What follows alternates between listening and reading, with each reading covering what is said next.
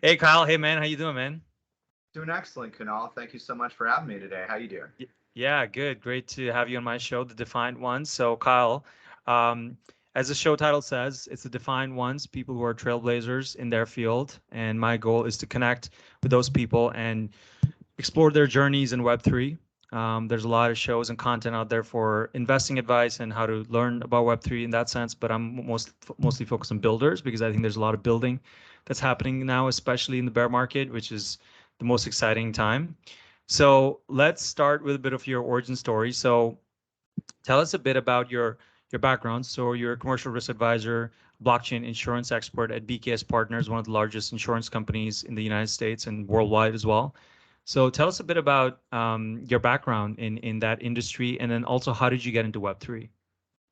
Absolutely. So for me, I got into Web3 because I had some family members probably in late 15, early 16 that really started dabbling in the idea of creating their own NFTs, had an idea to support some of the original NFT projects such as Cyberkongs, really plugged into the idea of DeFi, decentralized finance, as well as mining. Actually, they were fairly interested in Bitcoin mining on their own in their garage as well. Cool. So I really got exposure to blockchain probably very early in the second wave of the Renaissance.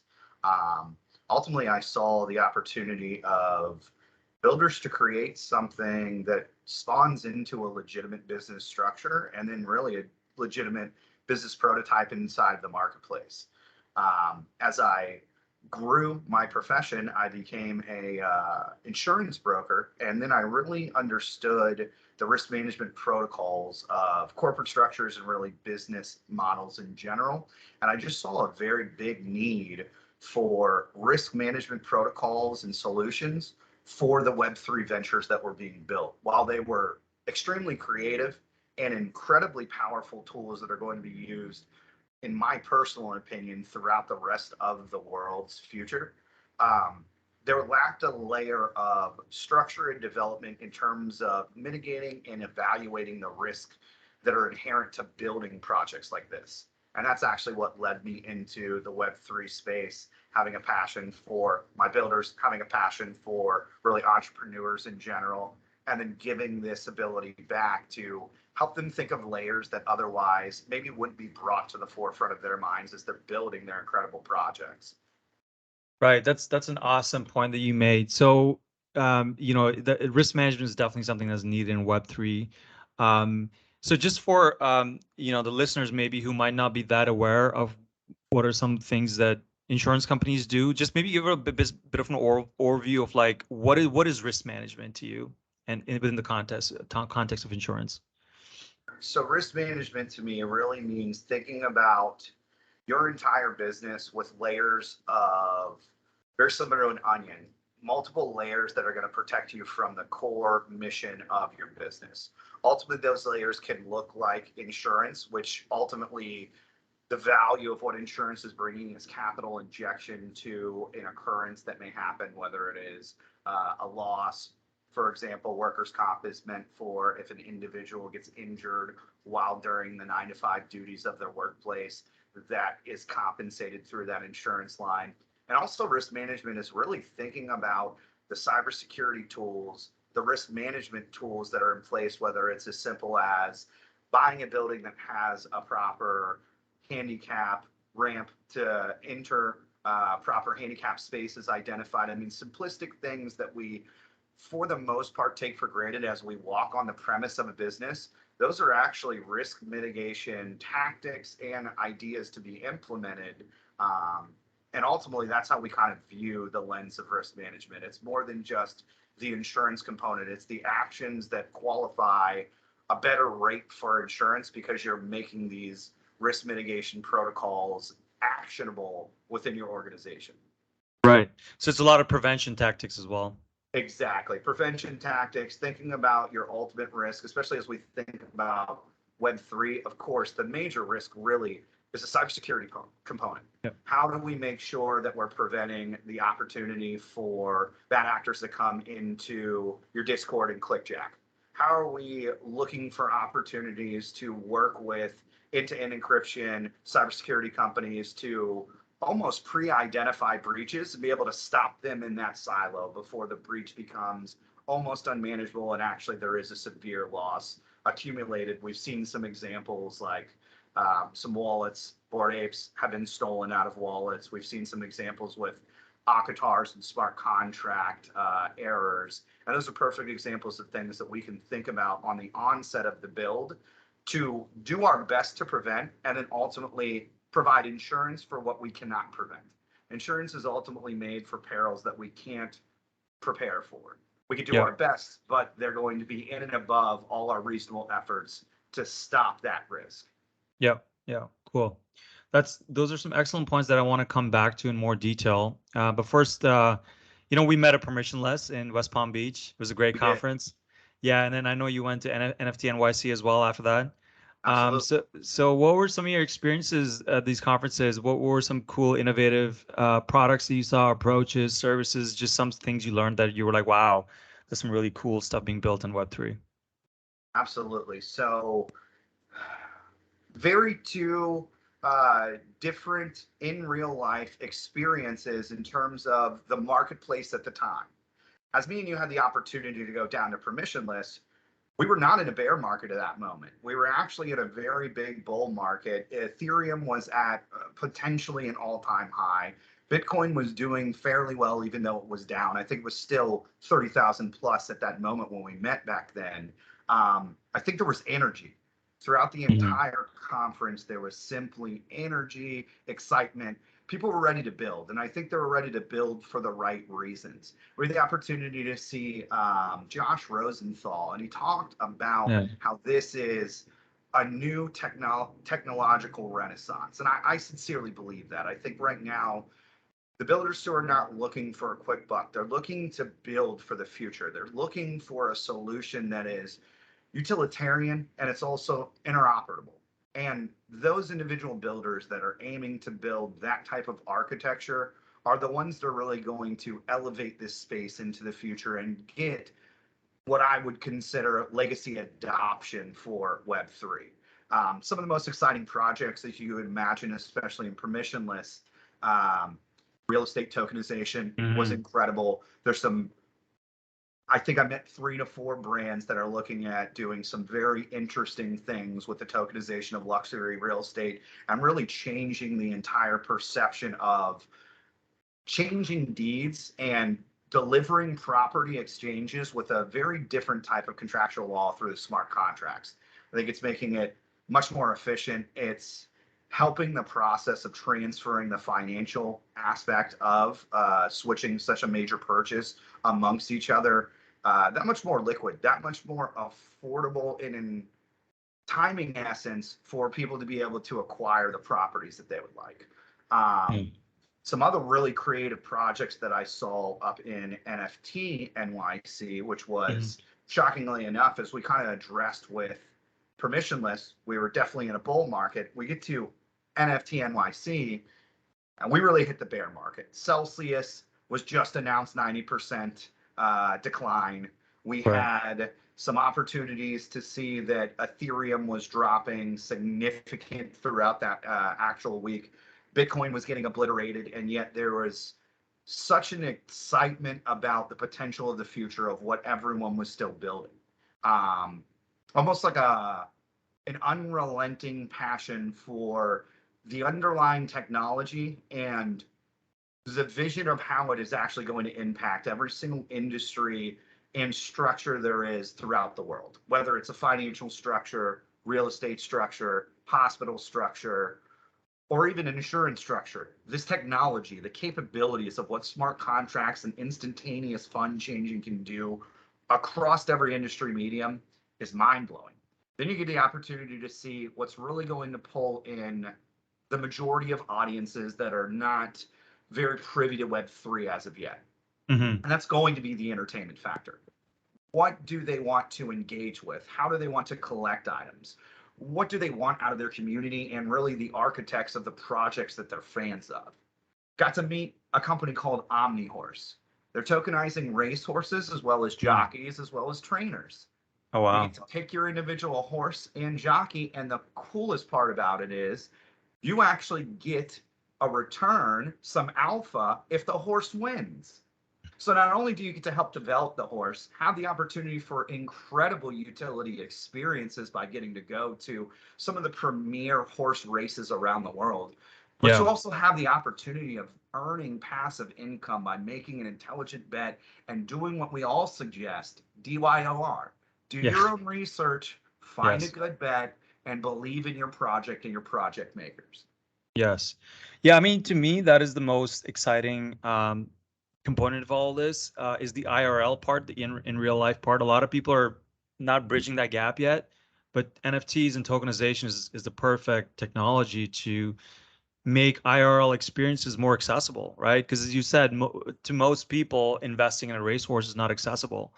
But if you tokenize a Exactly. horse into 1,000 tokens or 1,000 NFTs and you have part ownership in that asset. I hate to call the horse an asset, but yeah, I mean, it just makes all these, like you said, luxury real estate. To most people, that's not accessible. But through tokenization and the permissionless kind of way of transparently showing who owns the NFTs to that real estate, it just makes everything more accessible. Um, so that's something I'm most interested in as well, like the IRL part. Just like I'm also, I mean, the metaverse, all these things are very fascinating to me, but I also like the real world, and I don't want to be exiting the real world, putting on goggles and living like that 24 hours a day. So how do we bridge that gap, right? How do we bring some of these experiences into real life through NFTs? um so you mentioned NFT.NYC, so obviously that conference is mostly focused, well, primarily probably all focused on NFTs, right? They don't really talk about investing, or that, not too many talks on that. For the most part, the conversations were definitely about NFT projects, the utility of NFTs. I believe there was some crossover in the idea of NFT use cases for the metaverse, but for the most part, it was really focused on non-fungible tokens, very much less about DeFi, where I think our permissionless Yes. experience is very much a holistic experience about the idea of the power of blockchain, whether it was Right. Web3 ventures, DeFi ventures, altcoin index funds, Yeah. even some opportunities for us to learn. Actually, me and you got the opportunity to learn from TaxBit and learn the ramifications of taxation for both Mhm. corporate ventures and their treasury, and also back down to the individual that is maybe not considered a whale, but making decent money with their DeFi. Right. How do they view under the lens of taxation? How do they pay the proper taxes so that they Right. aren't really going to get in any trouble for their financial gains, which is Yeah. incredible. Yeah. To answer your question, how do we bring the gap between the virtual world into utility, into the real world? I really think it's going to be the entertainment aspect of the non fungible token and what the real utility brings. Mhm. Ultimately, some of my friends and colleagues that are building tokenized yacht clubs, very powerful utility. I think that is going to bridge that gap between Yeah. the idea of having a collectible versus a collectible that actually gives you a real world experience, very similar to the idea of timeshare, and yet significantly more powerful because it involves ownership of the actual asset, not just ownership of the physical time and space that you would own with a timeshare. Right. Um, I think other really good use cases are going to be probably experiencing transactions with real estate.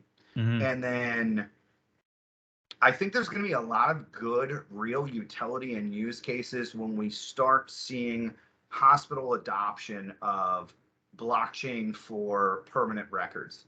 I think Mm. ultimately having Yeah. that experience with your physician, being able to gain a little deeper access into your individual PII when you're willing to share it with this individual, and the ability to transfer the important data immediately to a specialist that they're sending you to. Those use cases are really going to be very eye-opening, and I think mind-opening to society as a whole, of the value of what the blockchain ledger system really is all about, Right. and what's amazing about having a system that is immutable, time stamped, and the ability to be open sourced and viewed from any angle across the world to verify legitimacy. Yeah, that's a great example because currently you don't like a year or two ago I had to get some tests and I had to pay the hospital to get my records. I mean, they're my Yes. records. Why why do I have to pay it? It took them like a couple of weeks to generate, right? So whereas going back to ownership, it's your medical history, you own Exactly. it, and then you can, take it anywhere you need to, right? If you're traveling, you can the doctors there can access it. So yeah, no, that's 100%. To me, all this at the end of the day is about ownership, that you own, whether it's an asset or your own information or experiences. So cool. So let's come back to BKS Partners a bit and your line of work within risk management, let's say, and insurance. And so what are some things that are happening within your firm, BKS Partners, that you guys are thinking about in terms of Web3? So our approach to Web3 in general is really wanting to step in and fill the gap of directors and officers insurance, errors and emissions insurance, general liability, and then ultimately trying to find a way to offer digital asset protection insurance for the end user. That Okay. is a little further off than where we're at with being able to protect ventures. I think right now ventures have a little bit more data that can be shared on the risk analysis aspect so that we can get the underwriters and actuaries the proper amount of data in terms of breaches, Right. cybersecurity, uh, systems in place that are going to help deter bad actors or at least hopefully potentially prevent these breaches from happening altogether and be able to really quantify their legitimate risk as an operation. What's really unique about it is across the board, whether they're an altcoin index, a Bitcoin miner, a metaverse producer, or even they're just thinking about being a financial brokerage that has a slew of altcoin indexes within their portfolio, the underlying technology stays the same. And I think that is our approach to the risk management aspect of Web3 is really starting from, for a lack of a better term, the base node. How do we start from the basics of the technology and look at the risk versus the vulnerabilities of what the basis of building out on top of the nodes into layer one, into layer two, into the full project? And where do we see the vulnerabilities there as our engineers and our front end and back end developers are building out their projects?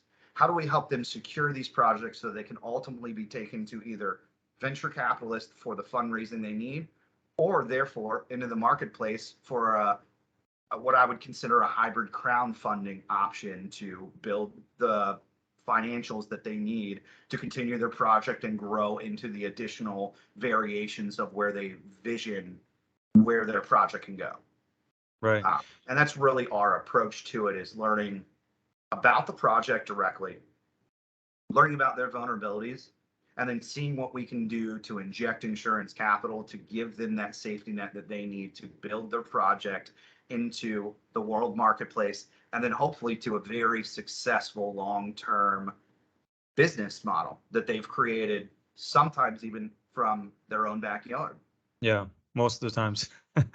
Exactly. So it seems like a lot of, like, as you said, prevention tactics, right? So it's not something you think about later on once your company's already out there with the product live. This is something while you're building the product. It's something to think about at that stage. Absolutely, because some of the things that we're noticing as we work with some of these big brands is if you're not worried about the production, the quality, and the strength of the servers that you're building on, it will inevitably come to haunt you as you get more growth and then you have more volatility in terms of the bandwidth of your capabilities. Especially as we think about projects that are hybrid marketplaces, how do they vision how much use in the future and how much bandwidth can their capacity hold on the mainframes that they built their systems on? When you're bootstrapped, it's very hard to build on AWS. Ultimately, you may be starting off on a WordPress, but what does that transition look like? And how do we make that transition happen forward thinking as they go to get seed round or pre-seed Yeah. round or even round B? When they're getting to these stages, we need to be making that evolution of risk management and the evolution of growth happening at the same time. And that comes with advisors surrounding our project owners and giving them the right keys to the castle per se, so that they Yeah. can build their project solidified and fortified. So as the market gets tested, because notoriety becomes vulnerability. The more people Mm. know of you, the more bad actors are taking notice of the finances Right. that you're making. Right. It's probably much easier for Bored Ape Yacht Club and Yuga Labs to have a huge target on their back than it would be a 3-person project that has not even been presented to the marketplace or rarely mentioned via Twitter or Discord. And Right. ultimately, that's things that they need to think about, because the end goal is to raise capital, build your project, build your community, and bring utility to your fan base. But as we mash to that goal, what can we do to solidify staying once we get to that goal?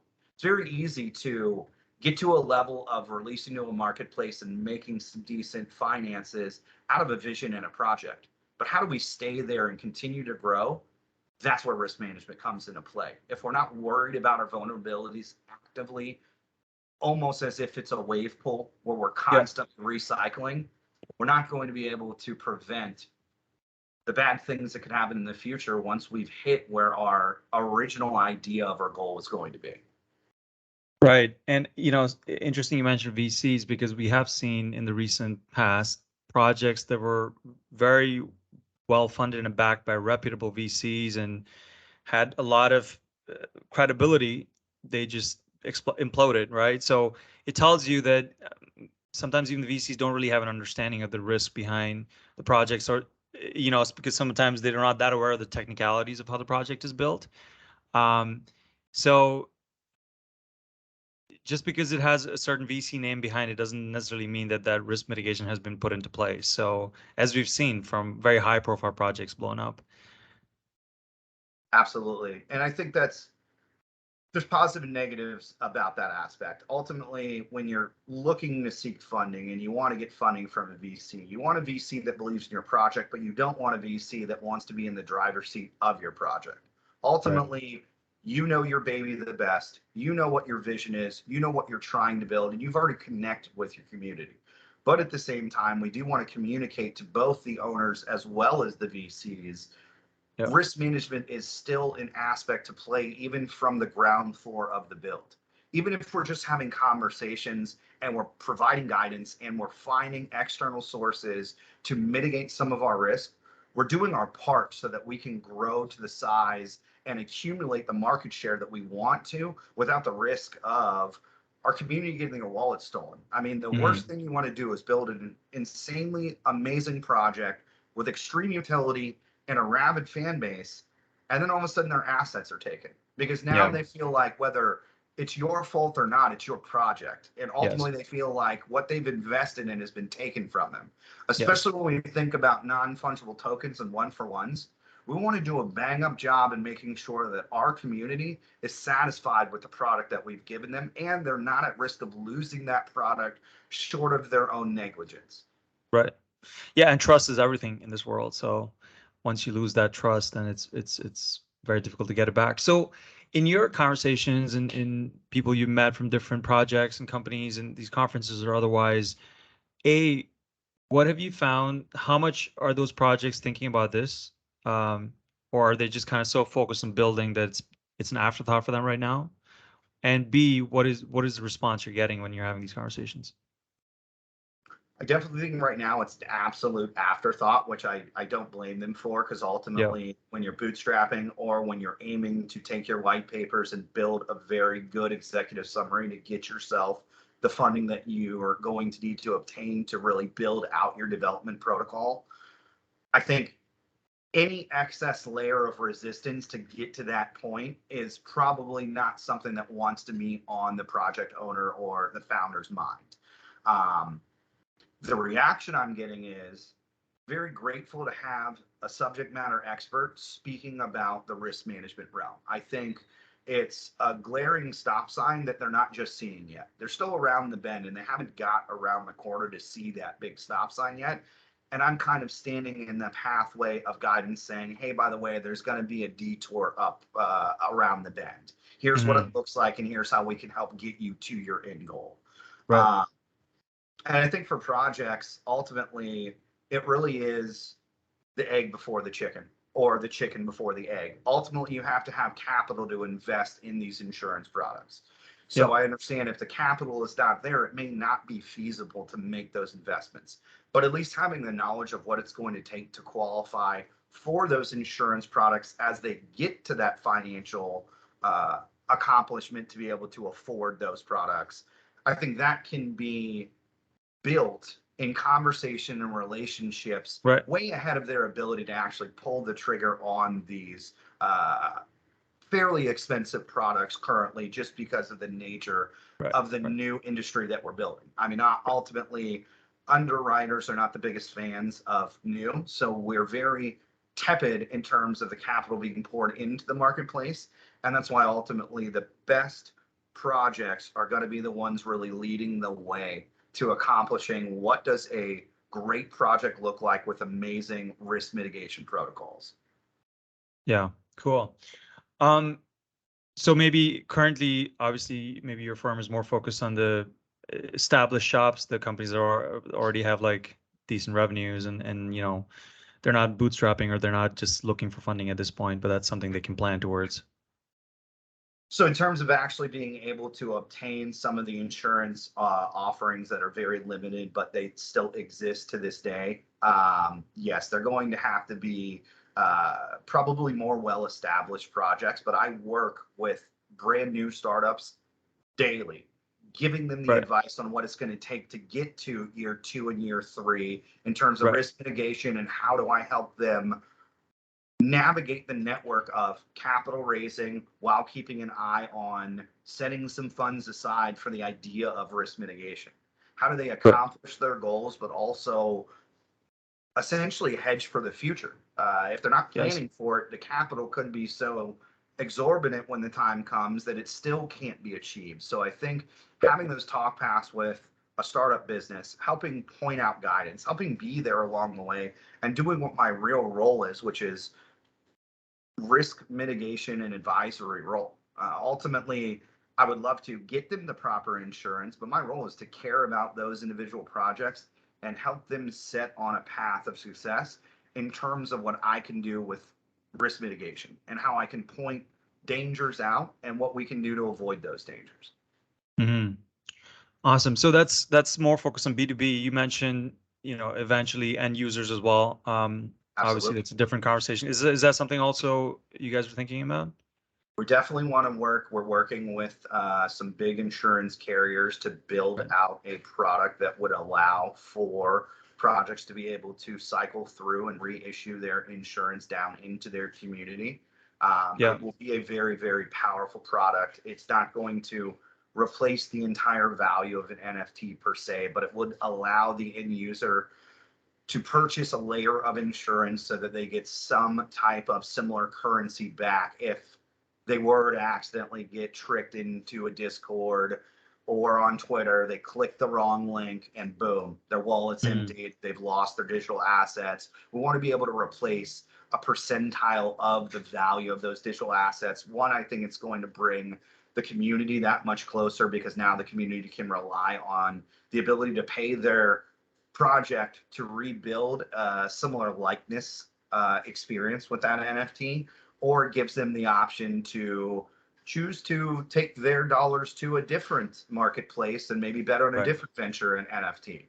But giving the Right. community the ability to at least insure some of their digital assets, because ultimately these digital assets, in my personal opinion, are not necessarily securities, but they are added value and can be traded and gain currency.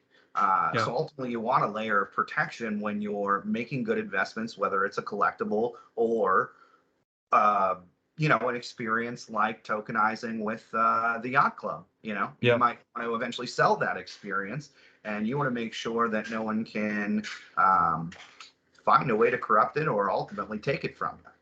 Yeah, especially because we're also seeing some of these assets being lent out. So there's functionality where you can lend out your Yes. NFT. If you can use it for a certain time, you can lend it out and generate yield on it, which I think is an obvious use case. But obviously, then that needs insurance against, I don't know. What if somehow they change the smart contract to transfer ownership instead of just lending it, or whatever the case might be. It's a whole new world that we have to kind of think about now as we build it. And especially as we get more regulation, which I think we should. I think regulation is good. I mean, let's just rephrase that. Healthy regulation that doesn't restrict innovation is good. Yes. But one, it's not a question of if, when that comes, companies will be forced, projects will be forced to think about this as well. What in the general landscape of risk management and insurance, are there a lot of players already looking at this? Definitely the biggest players Yeah. in the world have definitely wanted to put a lot of capital behind the idea of researching what blockchain is. They absolutely are interested in the financial capabilities of it. Of course, they're seeing the movement from the biggest financial institutions in the world doing research, wanting to maybe specifically, I think I saw either JP Morgan Chase. I apologize, it could have been Bank of America that has decided to move some of the REITs into crypto asset backed classes instead of Hmm. holding just a position of real estate interest and trusts. So ultimately, I think there is heavy interest from the insurance silo to dabble into blockchain. I think ultimately it's education piece. It's standing in the pocket and doing what we're doing today, learning from our builders, learning from the projects themselves, what their experience is, and ultimately educating the underwriters and the industry as a whole about the actual, I think, non-risk that blockchain actually proposes. If you actually understand the basics of the Yeah. immutable ledger technology, I think it's actually much less risky than people think. But ultimately, they think digital asset on a computer, of course, that could be hacked. Right. While there's layers of that aspect being true, I think there's plenty of proof that blockchain is very secure if we're really Mhm. looking at the basis of the ledger system and looking into timestamps and being able to track the origin of a digital asset from inception and creation through the exchanges of individuals that have either possessed it, owned it, resold it, all the way down to the most recent end user. And I think Yeah. once we tell that story, the insurance is sure to follow and it will help strengthen the industry as a whole. And ultimately, I think the blockchain story in general is really one about unity. Every person I've met, just in this example, I believe you're in Canada. I'm in America. I met individuals from Australia. I met individuals from Sri Lanka. I've met individuals from Cameroon. I met individuals from Vietnam all the way up to Japan and back around here to simply Miami, Florida. We all have one thing in common: the vision of the utility of Web3 to help build humanity in a very different but interactive way. Being able to give ownership to individuals that otherwise never had that ability to have ownership. I know we talked about it a little bit earlier with the idea of luxury real estate and people actually being able to own a fractionalized piece of it and have physical ownership. Ultimately, the story of Web3 is really a worldwide technology that is going to give power back to humanity in a way that it's never seen before, with ownership and property rights and physical IP rights that individuals could only imagine today. And it's going to give a layer of decentralization and power back to developing countries that are going to help them shine in the new world. They're going to be able to utilize banking for the first time ever from their phones in Sudan. It's amazing. And the ability to change the world into significantly more sustainable projects and resources as we not replace humanity, but shift humanity into a way in harmony with utilizing AI, VR, and machines to offset some of the carbon that is being created strictly by human procedures. I think we're winning on all accords by embracing this technology and ultimately implementing it through every structure of our lives, but also finding ways to use this technology to bring us back to IRL. That's what permissionless was all about. Ultimately, the electricity came from being IRL, Yeah. but the concepts are because we've all brought ourselves together through the technology and the medium and the means to communicate and elevate our perceptions of what we can do for humanity. With otherwise, it couldn't have existed without the technology and the ability to talk to humans across the world in real time like we can today. What a time to be alive. What a time to be alive. Yeah, I could not agree with you more. I have an idea for a conference that's just focused on IRL experiences through Web3. Because, you know, sometimes people get a little, they think that we're just moving to an all digital world where we'll just be living in like Ready Player One kind of world. But I mean, there's a space for that. But yeah, tying that bridge, which is what people are not seeing. And then also something you mentioned, education, right? Just the education piece. There's such a gap there, not just for businesses, for end users, but yeah, definitely for businesses as well. Like as I'm sure in your, you know, insurance is a pretty legacy business, working with underwriters. Half of them probably don't even understand what a blockchain is still. So, right. Exactly. And then you're talking about NFTs, which most people just think are funny JPEGs. They don't understand what an actual non-fungible token is. So there's such a gap in education that needs to be filled. Cool. Very, very interesting. All very interesting topics. So we talked about risk management and your world insurance. What are some other niches of Web3 that you're most excited about? So for One, me, yeah. I think the most exciting aspect currently of Web3 is really the build out of metaverses and the adoption of actual cities to the vision of metaverses.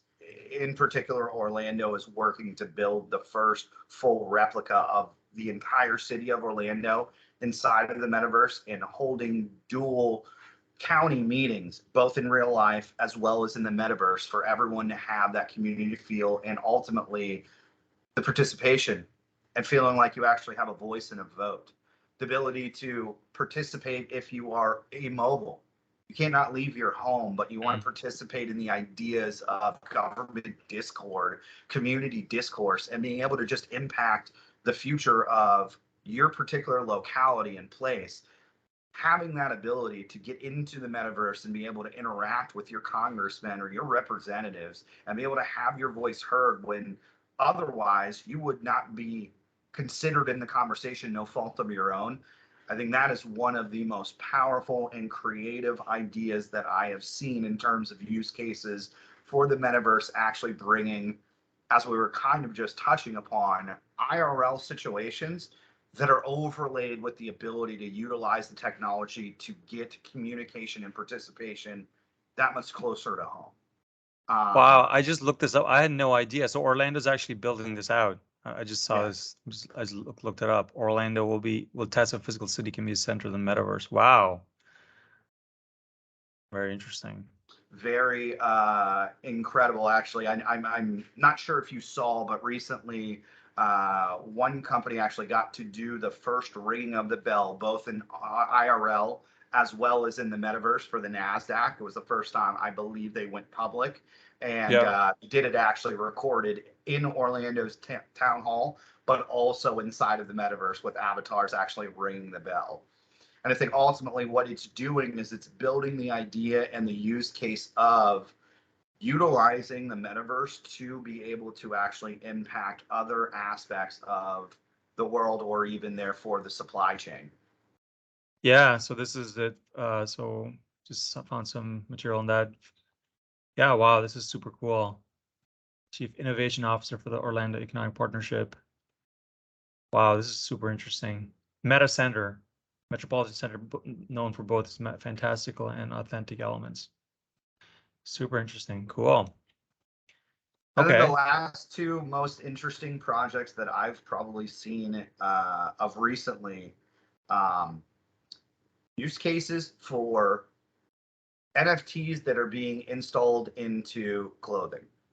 There's a Mm. couple of companies that come to mind: Authentic, Gummy Link, and also Uniquely, where they're actually putting a Web3 tag inside of clothing that now, instead of a QR code, it's much more of a magnetic scan. You could scan it on your phone and actually verify origination, authenticity, collectability of physical clothing items. So now if we think about the collector space, items like a player-worn Michael Jordan jersey from Hmm. 1993. Oh, How yeah. can we authenticate that? This technology is going to be able to authenticate it through the blockchain on an immutable ledger with confirmation from the consensus powers that be, whether it's, for baseball, I believe it would be, the Hall of Fame that would really be evaluating. And there's probably some other authorities that really evaluate the legitimacy. Was it really game worn? Was this really manufactured from the team's manufacturer at the time? If it was, the 70s or 80s, and then be able to place that data inside of this tag, put it inside of the clothing where it's not actually deterring the quality or even the look of the fabric, and then being able to use that to provide certification in a very different fashion through the collectibles. Incredible. What's even more amazing is these tags, if you think about it, are really replacing the UPC code.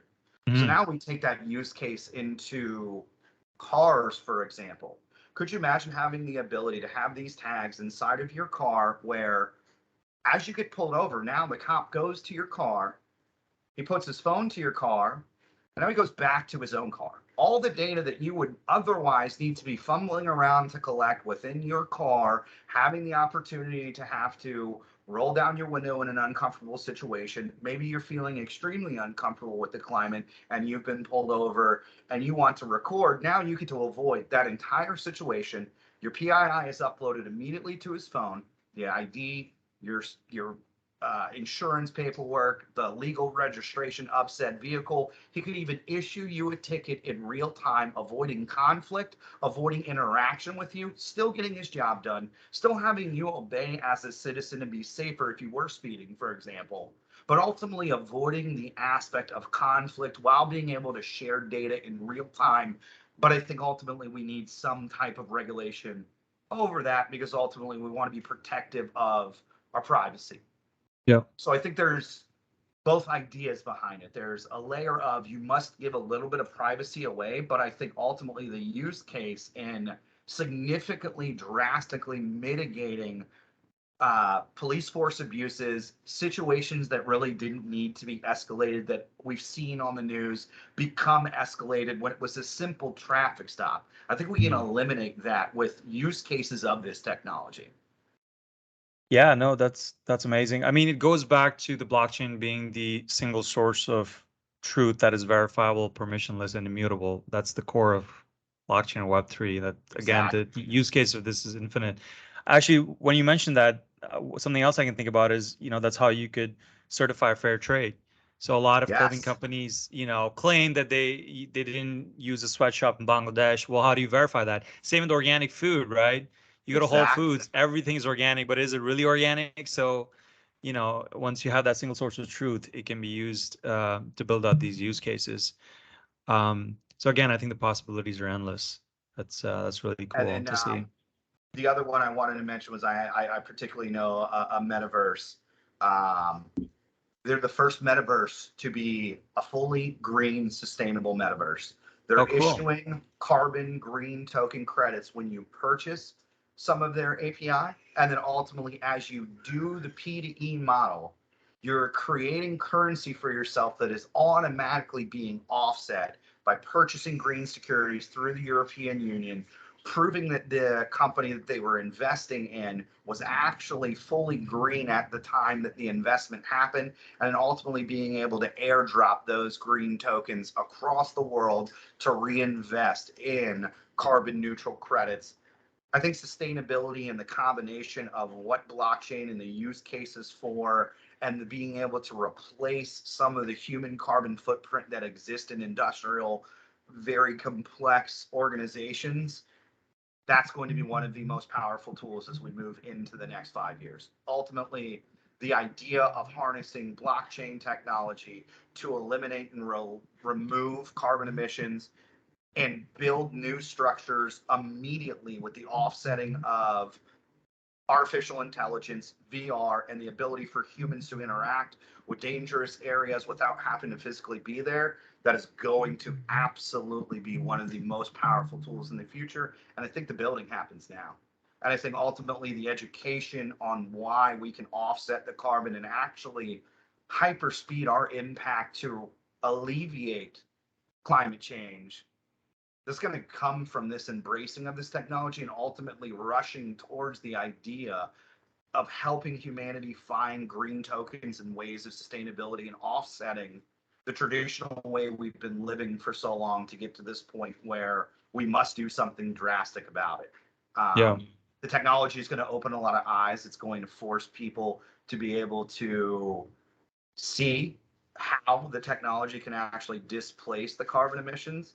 And ultimately, I think once they see the value of giving back to nature and that particular ability, they're going to embrace the idea of utilizing the metaverse to exchange their carbon footprint of driving into the factory each day. Wow. Especially What's the when we name of think this about metaverse? mining, Sorry? like mining for coal. Could you imagine Yeah. replacing them with robots and you're still physically doing it, but now you're not there inside of the mine, risking your health, risking the health of others, creating more of a carbon footprint. It's just a way that we can really eliminate the human activity and danger while still being proficient and not letting the world shift in a way where maybe we're trying to move to sustainability too fast and the power structure at B can't keep up. It's a perfect gap filler. Oh yeah, I mean even surgeries, right? Like high-end surgeries, you could do that through VR, AR, through a metaverse, and without the maybe even like because there's only so many super specialized surgeons that are highly in demand or always overbooked. But if they didn't physically have to be in that spot to perform the surgery, if they can do it through some kind of VR, AR, through a metaverse, then you could get more surgeries. So yeah, it's just the more you think about it, it's just that the possibilities are really endless. What's the name of this metaverse project you mentioned that? So that is Utopia Metaverse. Check them Okay, out. They're actually about to release their first NFT, I believe, next month with their Pockies. And they cool. are very cute creatures that also help the PTE create more alpha value for yourself once you've invested into their particular NFT. But it's u-topia.io or Utopia Metaverse. Some of the coolest founders I've ever met, some of the most sincere individuals with such an incredible sustainable vision. I can't say enough about the project. I believe they just got recognition recently by the NASDAQ for the offsetting of carbon that they're doing. And ultimately, I think embracing projects like that are going to spur other projects to think about how do they incorporate the ESG idea inside of the project that they're building. Yeah. Still have the collectability and utility, but let's also incorporate sustainability into what you're building, or at least an idea on how we can put sustainably forward thinking into the project's utility. What can we do to actually help the globe while we're also helping bringing people up and lifting all ships with financial inclusion? Wow, Utopia Metaverse. Be sure to check that out. That's awesome. I was going to ask you what are some of your favorite NFT projects, but I think you already answered it. Goblin Town. Huge Goblin fan of Town. Goblin Town. Shout out to my buddy Zach Duress. Really love you and really love everything about the projects that you have your hands in. Of course, just because of the iconic nature of Bored Ape Yacht Club, huge fan of Bored Ape Yacht Club. I do not own an ape. I wish I could. I will eventually. But for right now, I'm just a huge fan of the Bored Ape Yacht Club and really their idea of fractionalizing and almost making new communities amongst their own community. Because there's some followers I've actually even seen. I walked into a Pacific Sunwear the other day. They're selling a Bored Ape Yacht Club t-shirt. I am not kidding you.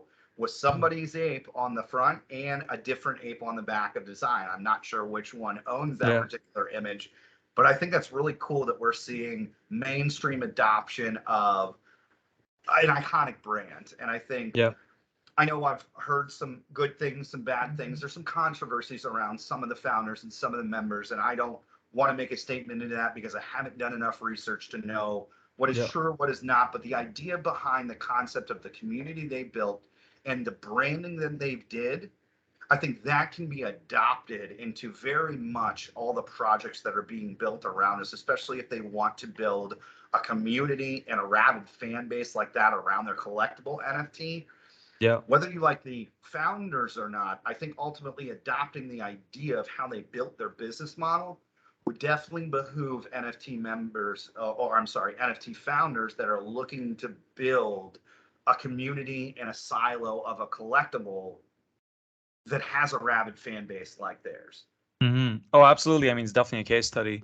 So something we can actually end the episode on is I'd like to get your thoughts on, where more from the fun aspect of it. We talked about the business, but where we're seeing NFTs head in terms of, like the Bored Ape Yacht Club, the Goblins. I think Goblins was like a free mint, right? You basically just paid gas fee. Even Bored Ape minted it originally for what, like 0.1 ETH or something like that. Something very, very So low. I personally feel like, these projects went viral because of their catchy nature.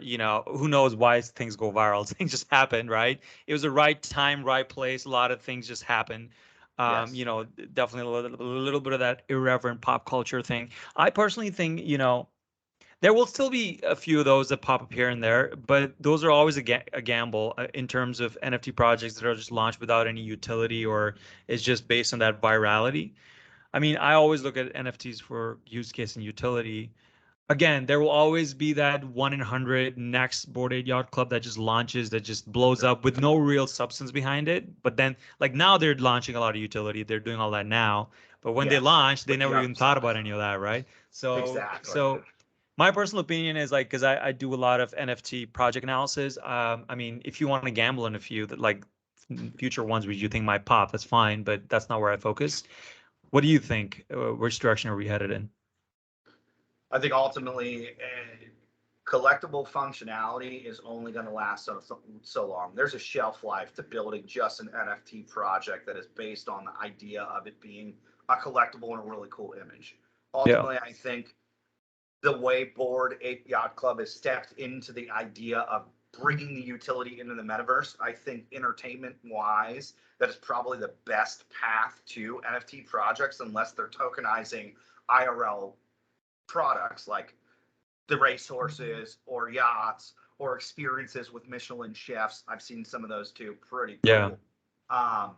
But if you're not tokenizing an actual experience and you're really building a collectible, now we need to see the utility of the collectible. Can Yeah. I assume the avatar of the image that you've given me as my first collectible? And also, what are the use cases of me being able to display my NFT inside of my digital wallet, inside of a metaverse like Spatial? As you walk through some of my Kyle's halls inside of Spatial, what else can I do besides just showing off my cool image? Is there something else that can be provided? I think there is. I don't have all those answers of what could be provided, but I think ultimately they have to think about taking their collectible and then turning into an entertainment factor in some form or fashion, whether they're spinning it off and creating media and movies with their collectible, whether they're taking collectible and then creating physical replicas of toys or merch, or if they're taking their collectible and turning it into an avatar type digital asset that can actually be used in the metaverse video games. That is the only way you're going to sustain a collectible. Ultimately, we want to use the collectible. There were individuals who collected comic books throughout the years, but I think digital assets are much different than the idea of comic books. Comic books are still tangible. Whether you have them in a plastic wrap or the ability to open them, you can still feel them, you can still touch them, you can still read them, you can still hold them in your hand. With a digital asset, I can't do those same things with the imagery. So now I want to be able to do something with the imagery. And ultimately, it's got to entertain me. If I'm not entertained, I'm going to be bored. And if I'm bored, ultimately, my job as a builder, especially of these projects, is to capture youth energy and entertainment so that they're supporting my project into the future. Well, kids have a very limited attention span, so I better fulfill the entertainment aspect of what I'm building more than just the idea of this is the coolest image they've ever seen and they want it inside of their wallet to show their friends that they have the coolest crypto punk out there. Yeah. CryptoPunks were a different use case and they were the OGs, and I think that has staying power. Yeah. But now that we're at the third iteration of building out NFT projects, collectability alone is not going to get to the marketplace in a meaningful pattern. Yeah. The number of projects of new NFT projects that I've seen that are just everyone's building a video game.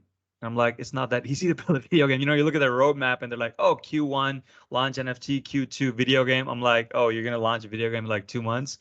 You know, so I mean, but this is just how innovation happens, right? Like during the dot-com boom, it was the same thing. Everyone had a dot-com for everything, and 95% of them disappeared. So, Yeah. but yeah, but the new OGs will, the new Amazons and Googles will be built now, but there will be a lot of noise as well, for sure. So, cool. That's why ultimately, if you're investing in these projects, either from the lens of a VC or really just an individual that's interested in this space and wants to buy some digital assets, truly do your own research and also tap into your community. Ultimately, do your own research doesn't mean that you're sitting on the internet, typing up Google and trying to look into the developers. It means tap into your buddies and friends that are a part of this space and ask them what they think about said project. Have they heard good things about the developers? Do they know what the vision of the project is? Before you decide to open up your digital wallet and make some exchanges to support some projects, I think ultimately ask around. The coolest thing about the Web3 community is we're here to help each other, especially the individuals that are here not just for a quick buck, but for the long term. They only want to recommend projects that have staying power, at least in their eyes and their belief. And I think ultimately we can't project out the future. We don't know who's going to be Facebook of Web3 and Amazon of Web3.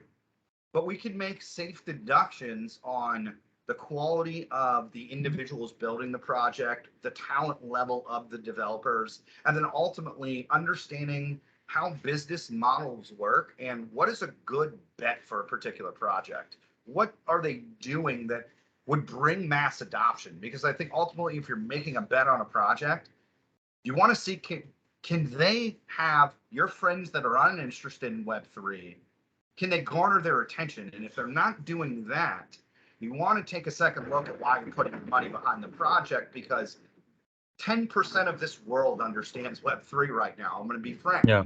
So we have 90% left of 8 billion individuals to capture their attention and their monetary value in investing in these projects. So I would look towards the projects that can do that with your friends that don't understand Web3, and you've probably got a good bet on your hands. Yeah. Cool. Great note to end the what's that? And I would bet on you. This podcast, this platform, your entire career. I am so impressed by everything that you've ever done, and ultimately what we're building today with this conversation and what we'll build in the future with additional conversations in this podcast, really shedding to light I think a much more digestible way of having conversations about Web3 without getting into the weeds of the technicality, where I think that's where we lose the mainstream audience. The mainstream audience wants a conversation piece like this where we're talking about things they can relate to and why they should be attracted to this space. Yeah, absolutely. No, thank you for your kind words, man. And I feel the same about you. Very impressed with everything you're doing. And actually, I kind of remember how we met. It was one of the after parties, and Yes. I was wearing this, and you were like, "Is that an Ethereum?" Ethereum. Yeah.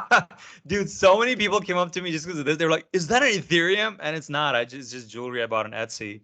But so I still remember that. Yes, absolutely. And I think I was still in a suit and jacket. You were like, "Hey, it's pretty hot out here for you being in the suit. You're the only guy in the suit." Oh, I'm the blockchain insurance broker. So great conversation, and I think we got to hang out like 3 or 4 days after that initial meeting. We met like day one, I believe. Actually. Yeah, it was one of the after parties. So no, awesome conversation, man. And as I mentioned to you, listen, everyone is interested in investing. Everyone, wants to make money. That's fine. And there's a lot of content of that. I'm kind of focused on, I feel like we're in Web3 where we were in the internet maybe in 2002 or 2003. That's what it feels like to me. Absolutely. Now we've had the huge crash. So a lot of the noise has gone away, but the people who are really interested are like starting to think about what can I build now, right? So this is like if you started an internet company in 2003. That's where we're at right now. So I'm most interested in people from all different fields. As you know, I work in the film industry as well. You're in the risk management industry. I want to talk to people from all different industries and either educate them to think about Web3, what should they be doing in Web3, and highlight builders, because I really think we're kind of where we were in 2002 or three for the internet. So No, I agree with that. We're 2 to 3 years out from the MySpaces being built and the yeah, Facebook being built, competing in which one's going to rise to the top. I think the next 3 years are going to be the most innovative, exponential growth in this segment. We're going to see a lot of mainstream adoption. You're going to start seeing use cases inside of auto dealerships for maybe purchasing with crypto through a Carvana. I'm not making that promise. I have no knowledge if Carvana is yeah, releasing that, just to be clear. But yeah, there's ideas behind the next 3 years being some of the most innovative and some of the most expansive exponential growth of this industry that the world has probably ever seen in any other industry. Because not only is this industry growing amongst itself, but it's also taking root inside of every other industry because of the use cases. Essentially, it's a new iteration of the internet. yeah. Does every single person that you know on the face of this earth and business use the internet right now? Not Yeah, every single, but yeah, pretty much all. You have to. So exactly. yeah, So this yeah, technology, what they're bringing into the mainstream space, is going to be used everywhere. So as their industry is exponentially growing, the main industries are going to exponentially grab pieces of what they view as very valuable within this industry, start incorporating in their own business models.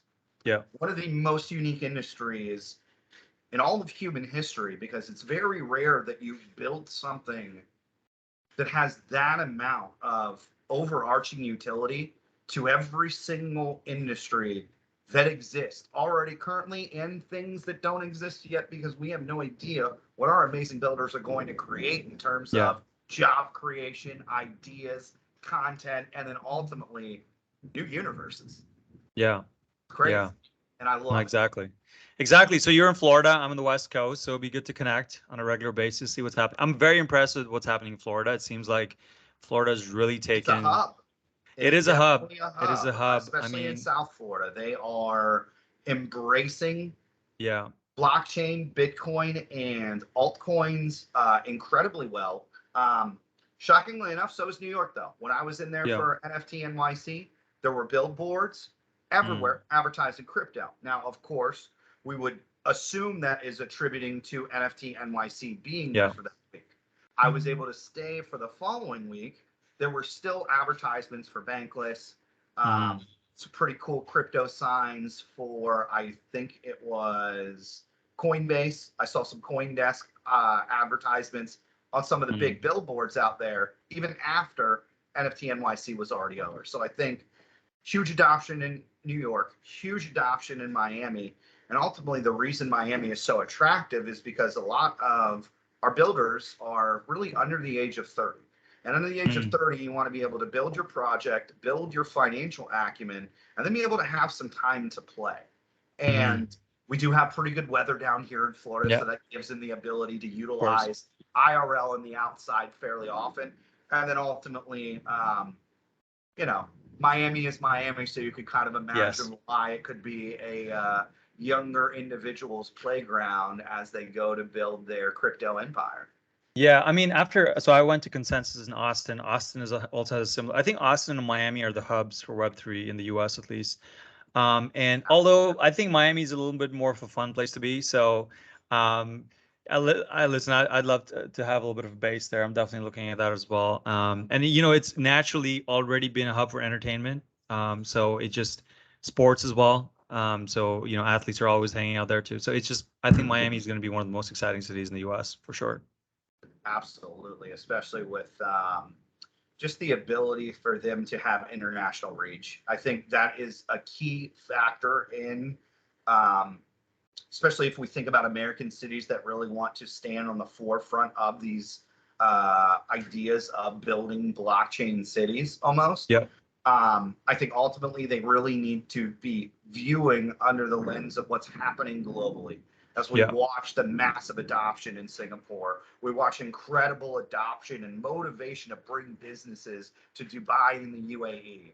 I think these cities really need to realize that this solution, this technology, is no longer country versus country. This is a world solution that is built by the people of the world for the people of the world. So if you're not thinking internationally, if you're not thinking about how to be able to build audiences globally, you're getting left behind in what this space is really all about, and the borders and boundaries that Web3 breaks and shatters to bring a different layer of community together. Where now it is no longer needed for me to have to meet someone in Australia in IRL in order for me to have a sincere relationship with them through these meetings. And ultimately, most of them are going to be builders from the other side of the pond of something that we want to utilize or can be congruent and adjacent on my project to help strengthen the project. We see a ton of cross partnerships being built throughout the Web3 community, whether it's Consensus and MetaMask Institutional. We see Aave building partnerships consistently with other protocols and other different models within the structuring so that they can put two solutions together. We see MoonPay merging with Hypermint.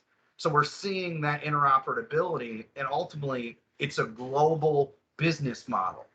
You need to be working with the adoption of sustainability, but also global partnerships in mind. If you're not aiming to be able to bridge gaps with other cultures and other visions, that's not really what Web3 is all about. I think Web3 is going to need the ability for you to operate internationally. Miami has that.